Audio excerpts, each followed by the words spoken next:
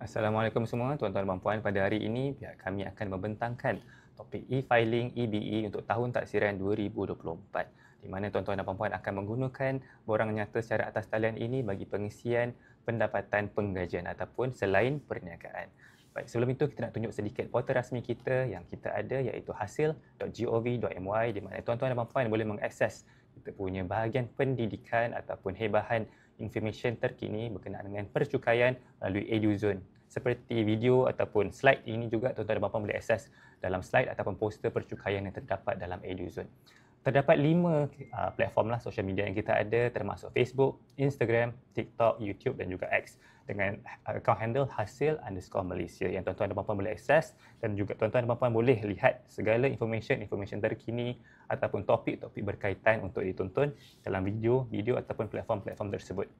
Ini ada satu platform rasmi yang kita gunakan untuk segala urusan percukaian cukai, iaitu mytax.hasil.gov.my, di mana tuan-tuan dan puan boleh mengakses menggunakan browser, website ataupun aplikasi dalam talian ataupun aplikasi dalam mobile phone tuan-tuan dan puan.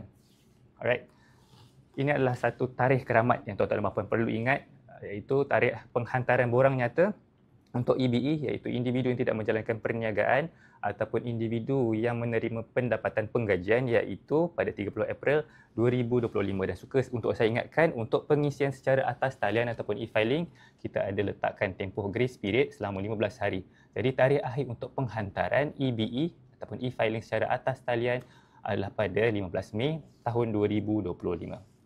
Terdapat banyak jenis-jenis borang nyata yang boleh dihantar melalui e-filing, tapi pada hari ini kita akan fokuskan kepada EBE, iaitu individu pemastautin yang tidak menjalankan perniagaan.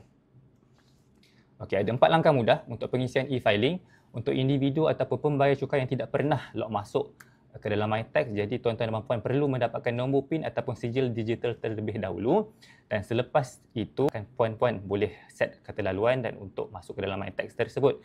Once dah log masuk ke dalam MyTax, tuan-tuan dan puan boleh pergi ke bahagian e-borang dan pilih EBE dan semak data praisi yang telah dilengkapkan. Sekiranya ada perubahan atau perpindaan, boleh membuat pindaan dan lengkapkan butiran-butiran yang lain. Selepas semakan dibuat, tuan-tuan dan puan boleh tanda tangan borang tersebut dengan tanda tangan digital dan boleh hantar borang EBE tersebut. Okey, selepas itu tuan-tuan dan puan boleh melihat pengesahan penerimaan borang BE tersebut dengan klik slip ataupun boleh print out terus ataupun save terus the whole borang EBE yang terdapat dalam MyTax ataupun e-filing tersebut.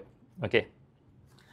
Untuk pembayar cukai yang meninggal dunia juga, sekiranya mempunyai pendapatan tahun 2024, pembayar cukai tersebut perlu melaporkan pendapatan, tetapi sebab kerana meninggal dunia, of course lah wakil simati yang perlu memohon ataupun mengisi borang nyata tersebut. Tapi pertama sekali, wakil simati perlu memohon sijil digital pentadbir dengan mengemukakan dokumen Letter of Administration, sijil kematian dan salinan pengenalan cukai. Jadi wakil boleh melaporkan pendapatan simati dan boleh ataupun layak menuntut lebihan bayaran balik sekiranya ada. Okey, kita ada kategori pengguna e-filing. Yang pertama, seperti yang saya maklumkan sebentar tadi, pengguna ataupun pembayar cukai baharu.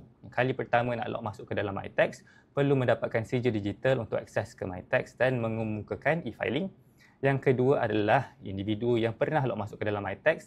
Untuk makluman, tempoh sah sijil digital adalah selama 3 tahun sahaja, dan selepas 3 tahun, pembayar cukai perlu memperbaharui sijil digital dengan klik setuju pada mesej yang dikeluarkan pada MyTax. Dan yang ketiga adalah pengguna yang telah guna e-filing dan sijil digital telah tamat tempoh dan perlu mendapatkan sijil digital yang baharu melalui sistem terus login e-borang. Okey, ini seperti saya maklumkan sebentar tadi.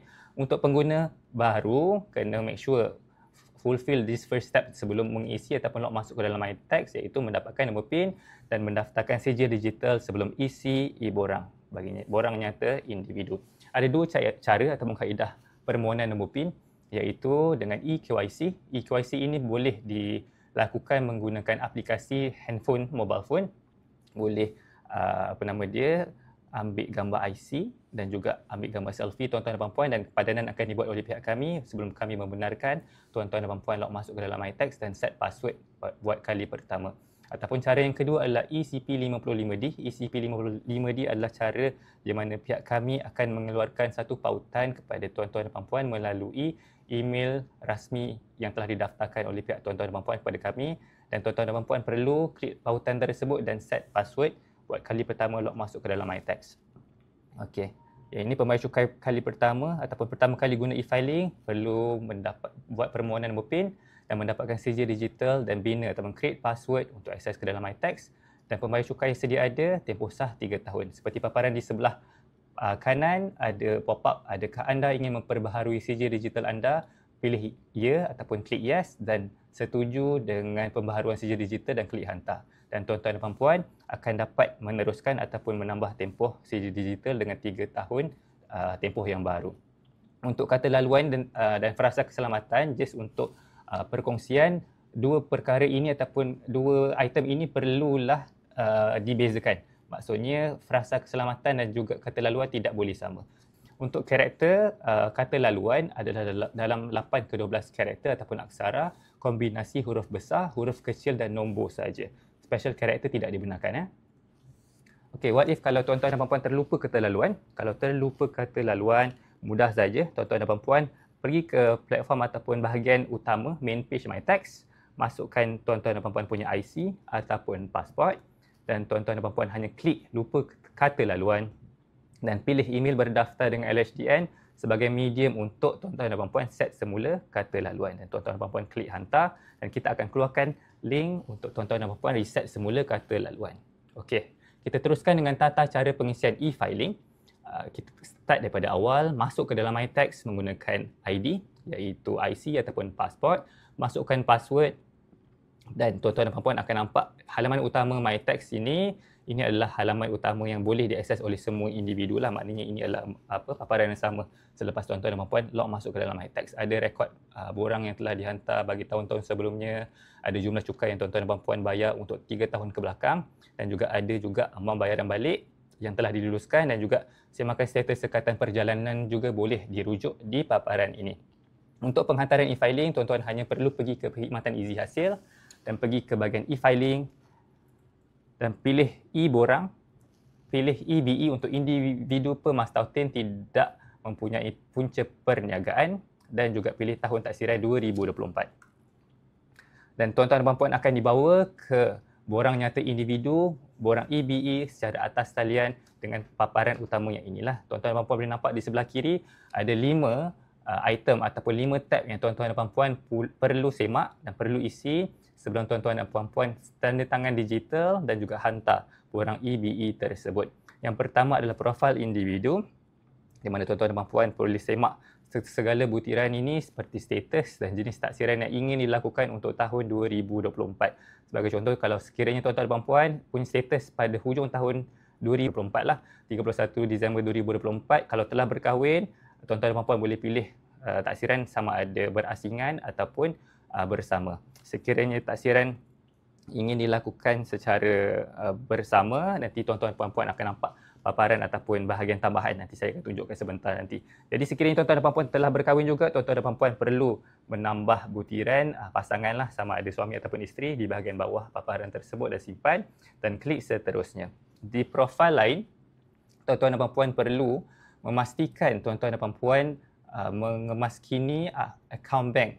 Maksudnya tuan-tuan dan puan perlu semak semula akaun bank tersebut adakah masih aktif, dan juga tuan-tuan dan puan kena tengok kaedah bayaran sama ada tuan-tuan dan puan nak buat bayaran melalui akaun bank ataupun Duit Now. Sekiranya Duit Now, tuan-tuan dan puan kena make sure Duit Now tersebut dipadankan ataupun dilinkkan dengan nombor IC dan bukannya nombor telefon. Baik. Seterusnya kita lihat kepada bahagian paparan alamat. Tuan-tuan dan puan kena pastikan alamat surat menyurat adalah betul dan perlu sentiasa mengemaskini alamat surat menyurat tersebut. Kerana apa? Sekiranya kita telah mencuba untuk membuat bayaran balik menggunakan medium yang telah didaftarkan ataupun yang telah dimohon sebentar tadi, sebagai contoh akaun bank, tetapi akaun bank tersebut ataupun pihak bank tersebut telah menolak bayaran tersebut, jadi kita akan menggunakan kaedah yang kedua dengan mengeluarkan cek ke alamat surat menyurat yang telah dikemaskini ataupun telah diisi di sini. Jadi paparan ini ataupun butiran ini juga sangat penting untuk tuan-tuan dan puan-puan.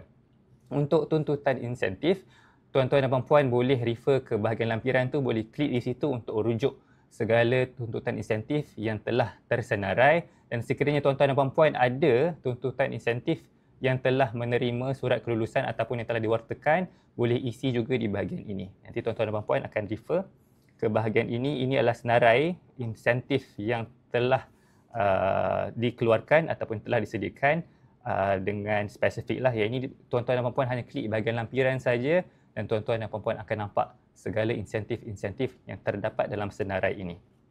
Okey, pendapatan yang layak dikenakan cukai di bawah Seksyen 4 kita ada 6 pendapatan yang layak dikenakan cukai. Yang pertama perniagaan, yang kedua penggajian, yang ketiga dividen, faedah, diskaun, yang keempat sewa, yang kelima pencen, yang terakhir adalah perolehan ataupun keuntungan lain. Jadi untuk pendapatan penggajian kita akan refer kepada penyediaan ataupun penghantaran borang BE. Okey, kita refer juga kepada ambang pendapatan penggajian yang layak dikenakan cukai. Untuk diri sendiri, bujang, janda, balu, duda, pasangan, tiada punca pendapatan. Pendapatan tahunannya adalah sebanyak RM37,333 selepas penolakan SOCSO dan juga KWSP. Seperti roughly juga ataupun secara kasarnya adalah pendapatan bulanan sebanyak RM3,111. Jenis ataupun ambang pendapatan ini akan bertukar sekiranya status ataupun bilangan isi rumah tuan-tuan dan puan-puan akan bertukar. Sekiranya tuan-tuan dan puan-puan memilih untuk membuat taksiran secara berasingan dengan pasangan, kita akan refer kepada jadual di bawah. Sekiranya berkahwin dengan tanpa anak, sama juga dengan diri sendiri RM37,333 dan pendapatan bulanan sebanyak RM3,111. Sekiranya bersama, di bahagian bawah tu akan bertukar. Berkahwin tanpa anak akan menjadi RM48,000. Untuk pendapatan tahunan dan pendapatan bulanan akan menjadi RM4,000 selepas penolakan KWSP dan juga SOCSO. Okey, ini adalah bahagian pendapatan. Tuan-tuan dan puan-puan hanya perlu mengisi pendapatan berkenaan penggajian punca Malaysia dengan merujuk penyata EA ataupun isi yang telah dikeluarkan oleh pihak majikan dan perlu membundarkan pendapatan tersebut ke ringgit yang terdekat sekiranya ada sen. Kalau tuan-tuan dan puan-puan tidak ada pendapatan penggajian untuk tahun 2024, hanya isi kosong sahaja. Jadi bilangan penggajian juga sekiranya tuan-tuan dan puan-puan mempunyai lebih daripada satu majikan untuk tahun 2024, boleh isi lebih daripada satu lah, sebagai contoh 2. Sekiranya first half of the year tuan-tuan dan puan-puan bekerja dengan majikan A dan second half of the year bekerja dengan majikan B, tuan-tuan boleh mengisi bilangan penggajian 2 di situ. Untuk di sini derma pun tuan-tuan dan puan-puan boleh klik di sini untuk isi. Tuan-tuan dan puan-puan akan nampak senarai ataupun bahagian yang baru untuk tuan-tuan dan puan-puan diisi. Dan ini juga tuan-tuan dan puan-puan boleh refer kepada resit yang telah dikeluarkan oleh organisasi-organisasi yang menerima derma ataupun sumbangan tersebut, di mana tuan-tuan dan puan-puan akan nampak satu keratan di situ yang memaklumkan bahawa donation tersebut adalah dibenarkan ataupun diluluskan untuk tuntutan derma ataupun hadiah sumbangan yang diluluskan. Seterusnya, tuan-tuan dan puan-puan akan nampak bahagian amang potongan cukai bulanan yang telah diremitkan oleh pihak majikan kepada pihak LHCN setiap bulan pada tahun 2024. Jadi kena make sure amang tersebut adalah tally dengan apa yang telah dikeluarkan dalam payslip dan juga apa yang telah disenaraikan dalam borang EA ataupun borang EC. Okay, seterusnya, kita refer juga kepada sekiranya tuan-tuan dan puan-puan memilih untuk taksiran bersama, tuan-tuan dan puan-puan akan nampak paparan tambahan jumlah pendapatan suami/isteri dari HK6 bagi taksiran bersama. Jadi kalau memilih taksiran untuk berasingan, paparan ini akan tidak kelihatan. Jadi selepas buat penambahan ataupun combination of taksiran suami dan isteri itu, baru tuan-tuan dan puan-puan akan nampak jumlah pendapatan yang disatukan. Baik, seterusnya, ini adalah contoh borang EA dan juga borang EC untuk tahun-tahun kebelakang lah. For example, untuk EA ni adalah untuk private sector dan borang EC ni adalah untuk government sector. Jadi tuan-tuan dan puan-puan boleh mengambil pendapatan berkanun penggajian punca Malaysia daripada jumlah di bahagian bawah sekali seperti yang telah dibulatkan tersebut. Jadi sekiranya tuan-tuan dan puan-puan mempunyai lebih daripada satu majikan, tuan-tuan dan puan-puan perlu combine borang EA yang telah diterima daripada majikan-majikan yang tuan-tuan dan puan-puan pernah bekerja pada tahun lepas. Okey, ini saya maklumkan bahagian derma. Tuan-tuan dan puan-puan boleh ke bahagian ini untuk pengisian derma. Tadi klik je papar bahagian tadi tu. Di bahagian derma, nanti tuan-tuan dan puan-puan akan mengisi derma hadiah sumbangan yang diluluskan ni. Untuk buat semakan lanjut, boleh pergi kat kita punya website hasil.gov.my pergi ke bahagian individu, derma/hadiah untuk tengok senarai organisasi yang telah diluluskan juga. Yang ini saya akan tunjukkan. Ini salah satu contoh resit yang telah dikeluarkan untuk derma sumbangan yang telah diluluskan. Di bahagian atas tu akan nampak keratan potongan di bawah subsection 44/6 ACP dengan nombor rujukan berapa. Yang ini telah dinyatakan tempoh kod kuasa kelulusan daripada tahun 1972 sehingga ke 31 Disember 2023. Yang ini dengan rujuk pada resit ini juga tuan-tuan dan puan-puan boleh tahu derma ataupun sumbangan ini juga adalah salah satu derma yang sumbangan yang telah diluluskan untuk dimasukkan di bahagian donation ataupun sumbangan derma tadi. Okey, kita teruskan kepada punca pendapatan luar Malaysia yang diterima di Malaysia yang dikecualikan cukai. Sekiranya tuan-tuan dan puan-puan ada pendapatan ini, tuan-tuan dan puan-puan boleh isi di sini dan boleh pilih negara dan juga cukai yang dibayar di negara tersebut dan juga kadar yang dibayar. Yang ini kita telah mengeluarkan satu exemption untuk dikecualikan cukai sehingga ke tahun 2026. Okey, pendapatan luar Malaysia, tuan-tuan dan puan-puan boleh rujuk kepada kita punya PUA yang boleh diakses melalui hasil.gov.my di bahagian perundangan dan garis panduan teknikal ya. Ini tuan-tuan dan puan-puan boleh refer sendiri dalam kita punya website. Seterusnya, kalau pendapatan bukan penggajian bagi tahun kebelakang yang belum dilaporkan, tuan-tuan dan puan-puan juga boleh mengisi di bahagian ini untuk dilaporkanlah pendapatan apa-apa pendapatan yang masih belum dilaporkan bagi tahun-tahun kebelakang. Okey, seterusnya dah selesai bahagian pendapatan item nombor 3, tuan-tuan dan puan-puan akan nampak item nombor 4 ataupun akan dibawa ke item nombor 4 iaitu pelepasan.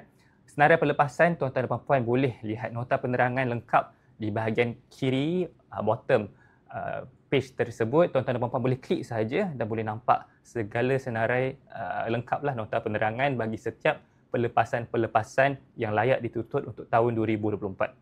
Sekiranya tuan-tuan dan puan-puan ada kemusykilan sama ada item ataupun resit yang tuan-tuan dan puan-puan ada tu layak dituntut ataupun tidak, boleh refer saja kepada nota penerangan dan boleh kalau tak boleh nak cari boleh Ctrl F saja segala pelepasan-pelepasan yang ada dan boleh buat bacaan di situ dengan penerangan yang lengkaplah sama ada pelepasan resit tersebut ataupun expenses tersebut layak dituntut ataupun tidak.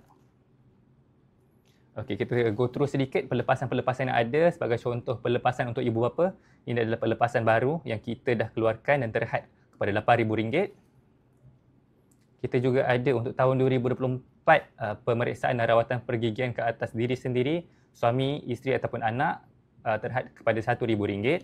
Dan di bawah itu adalah perbelanjaan ke atas anak berumur 18 tahun dan ke bawah. Kita ada senarai perbelanjaan ataupun senarai kategori-kategori yang layak dituntut seperti autism, ADHD dan juga GDD dan lain-lain lah, Down syndrome, specific learning disability.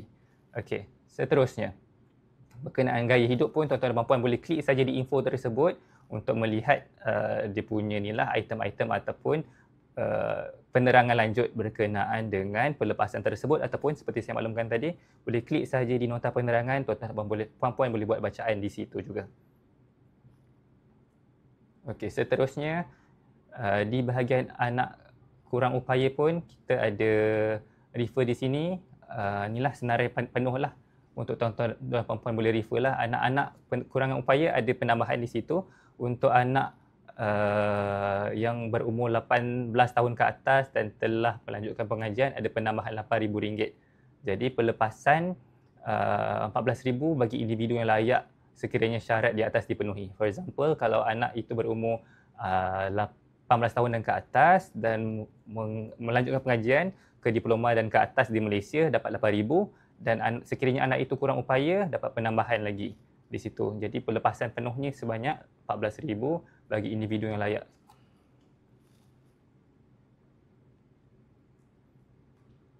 Okey, ini adalah bahagian tambahan insurans nyawa dan KBSP.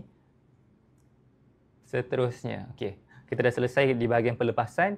Inilah rebate ataupun ribat tolakan cukai, pelepasan cukai yang ditolak direct selepas pengiraan pelepasan selepas kita dapat total ataupun jumlah taxable income ataupun pendapatan bercukai. Sekiranya tuan-tuan dan puan-puan telah mengerjakan haji ataupun umrah ataupun ada melakukan perjalanan bagi tujuan agama lain, boleh layak buat tuntutan perjalanan 2 kali seumur hidup, dan juga sekiranya ada zakat fitrah boleh juga buat tuntutan penuh di sini, dan sekiranya ada tolakan cukai di bawah Seksyen 110 boleh buat pengisian di sini, boleh refer kepada halaman kerja 6 juga untuk rujukan lanjut.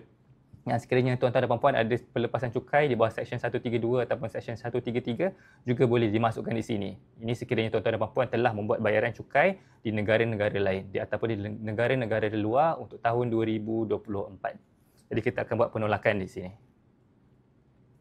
Okey, untuk rebate kita bagi sedikit penjelasan. Untuk rebate individu ataupun pasangan, untuk individu ada RM400, untuk pasangan ada tambahan rebate RM400. Untuk individu pasangan yang tidak ada punca pendapatan, dan syarat kelayakannya adalah pendapatan bercukai tidak melebihi RM35,000 setahun. Untuk yang kedua adalah rebate zakat, bayaran zakat ataupun fitrah terhad kepada jumlah cukai yang perlu dibayar. For example, kalau cukai yang perlu dibayar untuk tahun 2024 adalah sebanyak RM1,000 sahaja, sekiranya bayaran zakat ataupun fitrah adalah sebanyak RM2,000, kita benarkan penolakan maksimum sebanyak RM1,000 sahaja. Okey, seterusnya rebate levy pelepasan, yang ini terhad kepada 2 perjalanan sahaja. Sekiranya mengambil ke negara ASEAN mengambil kelas ekonomi, kadarnya hanyalah RM8, dan sekiranya mengambil selain daripada kelas ekonomi sebanyak RM50, dan sekiranya penerbangan atau perjalanan itu selain daripada negara ASEAN untuk kelas ekonomi sebanyak RM20 dan untuk kelas lain ekonomi sebanyak RM150. Alright, selepas penolakan ini barulah tuan-tuan dan puan-puan, ini untuk helaian kerja 6 untuk Seksyen 110. Okey, selepas bahagian penolakan ataupun rebate zakat dan lain-lain tadi, tuan-tuan dan puan-puan boleh refer ataupun semak semula di bahagian rumusan. Untuk bahagian rumusan ni, sekiranya tuan-tuan dan puan-puan ada nampak sedikit ataupun kesalahan yang telah dibuat, tuan-tuan dan puan-puan boleh pindah semula by clicking number step yang ada di sebelah kiri tadi. Boleh pergi semula ke bahagian-bahagian tersebut untuk membuat pembetulan ataupun pindaan sebelum tuan-tuan dan puan-puan menghantar borang tersebut. Untuk penghantaran, tuan-tuan dan puan-puan hanya perlu tanda tangan dan hantar dengan klik button tersebut dan masukkan nombor IC ataupun nombor pasport, dan masukkan juga kata laluan sebelum tuan-tuan dan puan-puan hantar. Jadi selepas penghantaran, tuan-tuan dan puan-puan akan menerima pengesahan penerimaan borang EBE untuk tahun taksiran tersebut. Yang ini di bahagian atas tu ada nombor siri untuk pengesahan borang penerimaan. Jadi sekiranya ada baki cukai yang perlu dibayar untuk tahun tersebut, di bahagian kanan slip tersebut ada bayar hasil punya ikon. Tuan-tuan dan puan-puan boleh klik saja di ikon bayar hasil tersebut dan tuan-tuan dan puan-puan boleh proceed untuk membuat bayaran. Sekiranya terdapat bayaran lebihan yang tuan-tuan dan puan-puan boleh terima bayaran balik, tuan-tuan dan puan-puan akan nampak paparan seperti ini, dan tuan-tuan dan puan-puan akan menerima bayaran balik dalam tempoh 30 hari bekerja melalui kaedah yang tuan-tuan dan puan-puan telah pilih pada awal pengisian sebentar tadilah, sama ada melalui Duit Now ataupun melalui cek ataupun melalui nombor akaun yang telah dikemas kini. Kita refer sedikit kepada jadual kadar cukai individu. Ini adalah banjaran pendapatan bercukai. Kita ada kategori, dan banjaran pendapatan bercukai ini seperti yang saya maklumkan tadilah, taxable income, di mana selepas penolakan, pelepasan dan juga penolakan segala tolakan-tolakan yang dibenarkan sebentar tadi. Okey, kita go through sedikit. Ini adalah some of the infographics yang kita ada untuk pelepasan ataupun tax relief untuk tahun 2024. Infografik ini juga boleh diakses ataupun boleh ditemui dalam kita punya portal hasil.gov.my di bahagian EduZone juga. Jadi tuan-tuan dan puan-puan boleh refer juga paparan ini untuk memudahkan pengisian e-filing tuan-tuan dan puan-puan. Okey, kita ada gaya hidup, perubatan dan keperluan khas, ada pelepasan anak, dan juga kita go through selepas. Okey, tadi kita dah selesai sedikit infografik berkenaan dengan pelepasan yang ada untuk tahun 2024. Okey, kita pergi ke bahagian ataupun subtopik tersilap isi borang. Sekiranya tuan-tuan dan puan-puan tersalah isi borang, kalau dalam tempoh e-filing ataupun dalam tempoh penghantaran borang nyata cukai pendapatan, sekiranya pindaan tersebut melibatkan dengan pengurangan cukai. For example, kalau tuan-tuan dan puan-puan terlebih lapor pendapatan ataupun terkurang tuntut pelepasan ataupun terkurang tuntut rebate cukai dan lain-lain, tuan-tuan dan puan-puan boleh membuat pindaan melalui e-permohonan pindaan, dan e-permohonan pindaan ni boleh ditemui ataupun boleh diakses melalui portal MyTax sahaja, tetapi tuan-tuan dan puan-puan hanya boleh mengisi permohonan ini mulai 1 April 2025 sahaja. Jadi sebelum itu tuan-tuan dan puan-puan tak boleh nak buat apa-apa pindaan lah. Tunggu 1 April baru tuan-tuan dan puan-puan boleh membuat pindaan atas talian. Sekiranya pindaan tersebut melibatkan dengan pelaporan borang EB, sekarangnya perlu dilakukan melalui manual di kaunter ataupun di LHDN yang menguruskan ataupun menyelia fail-fail tuan-tuan dan puan-puan. Sekiranya pindaan melibatkan peningkatan cukai, untuk semua individu, tuan-tuan dan puan-puan perlu hadir ataupun membuat rayuan secara manual di kaunter ataupun cawangan LHDN yang mengendalikan fail tuan-tuan dan puan-puan. Jadi tuan-tuan kena pastikan pindaan tersebut adalah mengikut kategori apa. Kalau pengurangan cukai untuk EBE atas talian mulai 1 April, kalau melibatkan peningkatan cukai borang EBE ataupun borang EB perlu dihantar ataupun perlu dimohon secara manual di kaunter ataupun LHDN berdekatan ataupun LHDN yang mengendalikan fail tuan-tuan dan puan-puan. Okey, ini kalau pindaan di luar tempoh semuanya perlu dihantar secara manual, di mana tuan-tuan dan puan-puan perlu hadir ke cawangan LHDN berdekatan ataupun LHDN yang mengendalikan kes ataupun mengendalikan fail tuan-tuan dan puan-puan. Macam mana nak tahu ataupun macam mana nak semak LHDN mana yang menguruskan fail tuan-tuan dan puan-puan, boleh refer ataupun semak di MyTax. Di bawah nama tuan-tuan dan puan-puan di bahagian atas tu ada LHDN negeri mana yang menguruskan tuan-tuan dan puan-puan. Okey, kita pergi ke bahagian lewat ataupun gagal hantar borang. Ini kita ada kenakan penalti. Jadi tuan-tuan dan puan-puan kena faham ataupun kena tahu berapa penalti yang akan dikenakan bagi tempoh-tempoh lewat hantar borang tersebut. Jadi sekiranya tempoh ataupun lewat hantar borang itu sehingga ke 12 bulan selepas tarikh akhir ataupun tarikh lanjutan masa yang dibenarkan, jumlah penaltinya adalah sebanyak 15% daripada jumlah cukai yang dikenakan. Sekiranya dalam tempoh 12 ke 24 bulan, dia punya penalti adalah pada kadar 30%, dan sekiranya melebihi 24 bulan daripada tarikh akhir menghantar borang tersebut, penalti ataupun kadar penaltinya adalah sebanyak 45%. Tadi melibatkan lewat ataupun gagal hantar borang, ini kalau melibatkan lewat ataupun gagal bayar, tuan-tuan dan puan-puan dikenakan kenaikan bergantung kepada tempoh selepas tarikh ditetapkanlah, iaitu 10% kenaikan daripada kadar cukai yang kena bayar. Jadi tuan-tuan dan puan-puan kena make sure tuan-tuan dan puan-puan selepas membuat pengisian borang, kena make sure sama ada tuan-tuan dan puan-puan layak menerima bayaran balik ataupun perlu membuat bayaran cukai tambahan. Jadi sekiranya perlu membuat bayaran cukai tambahan, kena make sure perlu diselesaikan sebelum tarikh akhir ataupun tarikh lanjutan masa yang dibenarkan. Sedikit pengumuman berkenaan dengan sekatan perjalanan. Sekiranya tuan-tuan dan puan-puan ingin keluar negara dan ingin membuat perjalanan road trip keluar negara dengan keluarga ataupun berkenaan dengan business trip, tuan-tuan dan puan-puan kena make sure tuan-tuan dan puan-puan kena membuat semakan sekatan perjalanan terlebih dahulu. Yang pertama, melalui sistem MyTax, dekat dalam paparan utama ada status sekatan perjalanan, ataupun boleh semak juga dekat dalam immigration punya website sspi.imi.gov.my dengan masukkan saja nombor IC tuan-tuan dan puan-puan, dan tuan-tuan dan puan-puan boleh nampak status tuan-tuan dan puan-puan sama ada sekatan ataupun tiada sekatan. Sekiranya ada sekatan, bermaksud tuan-tuan dan puan-puan perlu selesaikan dulu urusan tersebut sebelum dibenarkan ataupun sebelum pihak immigration memberi pelepasan kepada tuan-tuan dan puan-puan untuk keluar negara. Okey, sekiranya tuan-tuan dan puan-puan menghadapi sebarang isu ataupun masalah berkenaan dengan e-filing, ada dua cara, iaitu sama ada pergi ke maklum balas pelanggan di MyTax, boleh memilih kategori-kategori yang berkaitan dan kita punya tim akan memberi maklum balas kepada tuan-tuan dan puan-puan dalam tempoh 7 hari bekerja, ataupun melalui hubungi kita punya tim hasil contact center di talian 03 8911 1000, ataupun boleh hadir ke pejabat LHDN yang berhampiran untuk mendapatkan assistance daripada konsultan hasil. Last but not least, kita nak bagi awareness kepada tuan-tuan dan puan untuk berwaspada dengan scammer di luar sana, especially pada musim-musim e-filing ini. Make sure tuan-tuan dan puan-puan tidak mendedahkan sebarang maklumat tuan-tuan dan puan-puan kepada orang-orang yang tidak bertanggungjawab untuk mengelakkan tuan-tuan dan puan-puan ditipu, dan tuan-tuan dan puan-puan punya akaun bank mungkin kena hack, dan untuk mengelakkan sebarang urusan-urusan yang seboleh-bolehnya kita nak elakkan lah, especially musim-musim e-filing ni dan musim-musim nak raya. Jadi kita nak elakkan segala bentuk scammer yang telah dibuat ataupun yang telah dirancang oleh pihak-pihak yang tidak bertanggungjawab. Okey, itu sahaja daripada kami pada hari ini dengan topik e-filing.